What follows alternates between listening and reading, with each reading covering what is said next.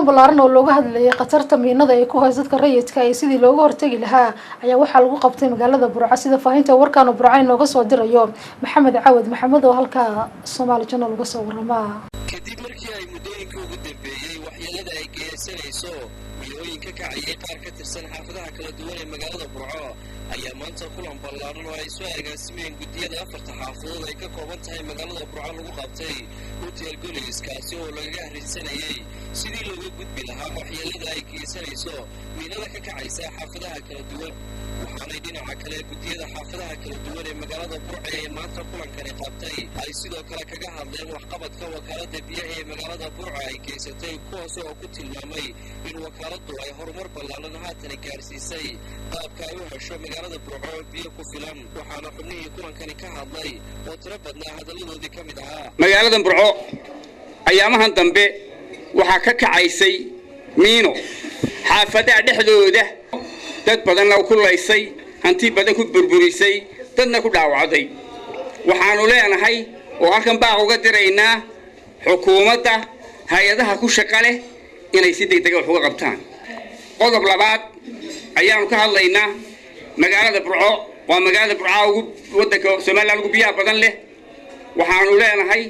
madaxweynaha jamhuuriyadda Soomaaliland waxaan u sheegaynaa iyo wasiirka wasaaradda biyaha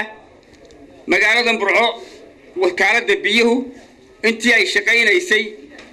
waxa weeye maamulka maanta jooga ee uu jirda hogaaminayo waxa weeye wuxuu ka soo qaaday halkii ugu liidatay buu ka soo qaaday marka wakaalada ninka lagu yiraahdo jirde ee wakaalada biyaha maamula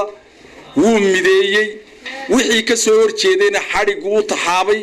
qalax iyo dhigad buu ku mideeyay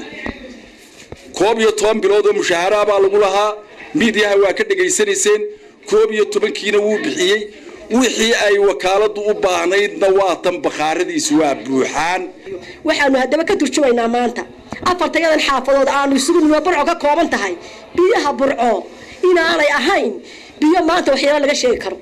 biyo la'aan laga sheegan karo laga caban karo mar hore ay ka xumaayeen baa laga caban waayay war Burco wax xun miya qarsataa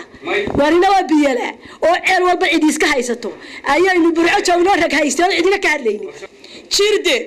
maareeyaha wakaalada biyaha ee Burco anigu waxaan ahay hooyo shalayna biyo hore ka cabaysay intaan jirda u imanin maantana kuwan maanta ka cabta